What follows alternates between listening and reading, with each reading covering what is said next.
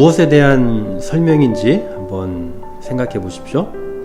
그들의 숫자는 놀랄만한 것이었다. 그들은 온 산을 새까맣게 덮고 마치 홍수처럼 몰려왔다. 우리는 참호를 파고 불을 지폈으며 때로 몰려드는 그들을 죽이기 위해 몽둥이로 때려잡고 불살랐다. 그러나 그들의 노력은 전혀 소용이 없었다. 그들의 물결은 계속해서 산 허리를 감싸고 바위나 벽돌 그리고 이미 죽은 것들로 인해 뒤덮이고 길이 만들어진 도랑과 울타리 위에 쏟아져 내렸다. 정말 소름 끼치는 일이었다. 4일 동안 그들은 계속해서 동쪽으로 이동했다. 자, 무엇에 대한 표현일까요? 바로 이 톰슨이라는 학자가 메뚜기 재앙을 묘사한 글입니다. 사실 우리에게 이 메뚜기 재앙이라는 것은 그리 흔치 않기 때문에 잘 상상이 되진 않지만요, 고대 근동에서는 아주 매우 흔한 일이었을 뿐만 아니라 또 황폐화와 대파괴로 악명이 높았던 것이 바로 이 메뚜기 떼입니다. 이 메뚜기 떼의 이동은 보통 2월이나 3월에 갑자기 시작된다라고 합니다. 계절풍을 타고 이집트나 아니면 팔레스타인으로 옮겨지는데, 메뚜기 한 마리가 무려 이 자기 무게만큼의 양식을 매일같이 먹어 치운다라고 합니다. 이 메뚜기 떼가 한번 몰려오기 시작하면 그 양이 어느 정도나 되나 한번 제가 계산을 해봤습니다. 메뚜기 떼가 한번 침몰하면 약 1000평방킬로, 그러니까 1000제곱킬로미터만큼의 면적을 뒤덮는다라고 이야기합니다. 이 정도가 어느 정도냐 하면요, 아시는 분은 금방 계산이 나오시겠지만 전 잘 몰라서 한번 좀 찾아봤습니다. 1제곱킬로미터가 약 30만 평입니다.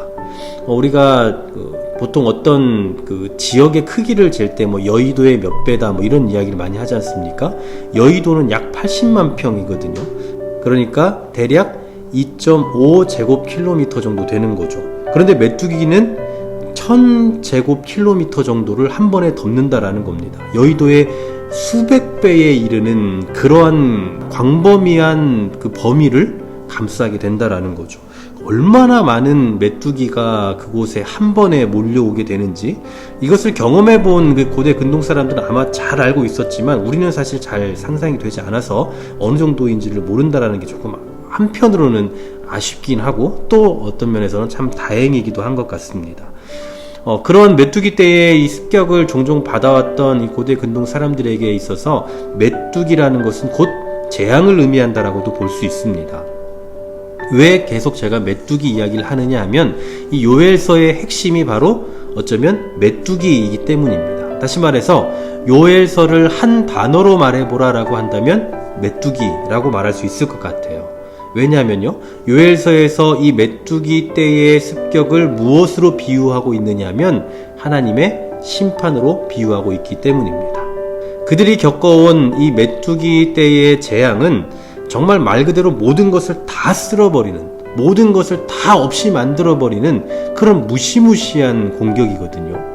그러나 이것보다 더 심한 공격, 더 심한 심판이 너희를 기다리고 있다라는 선언입니다. 그러니 이 말씀을 들은 백성들은 얼마나 두렵겠습니까?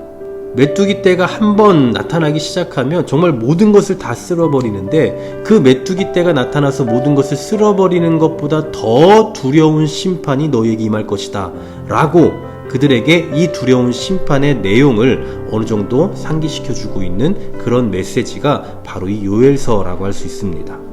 그런 의미에서 이 요엘서에서는 메뚜기 떼 혹은 메뚜기의 습격에 대해서 다루고 있는데요, 이것은 실제로 그들이 겪었던 메뚜기 떼의 공격일 수도 있지만, 또 한편으로는 그들이 아주 오래전에 혹은 얼마 전에 이 바벨론으로부터 침공당하고 그로 인해서 철저하게 멸망했던 어떤 그런 사건을 은유적으로 표현하고 있을 수도 있습니다. 여기에 대한 의견이 분분한데요, 무엇을 선택하든 이스라엘 백성들이 정말 두려워할 만한 그런 일이었다라는 것은 확실합니다.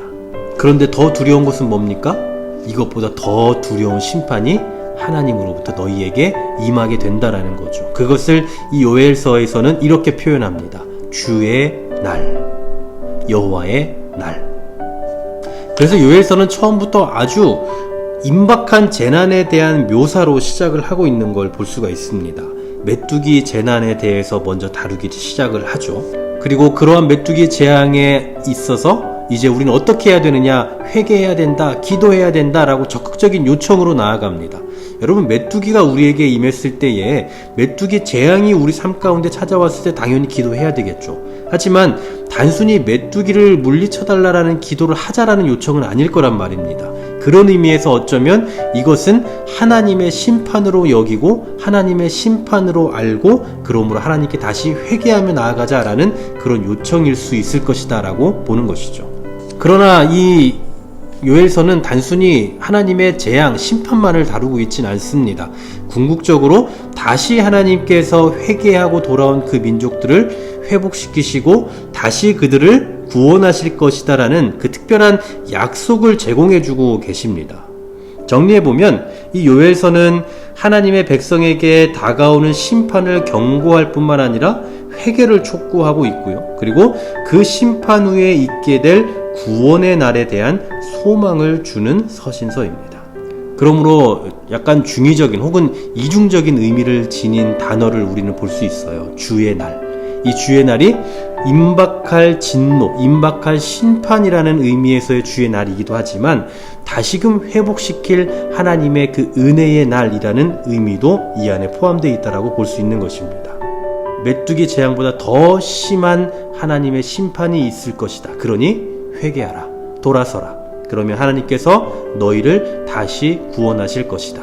다시 허락하실 주님의 날을 기대하라 라는 그런 메시지가 바로 요엘서입니다.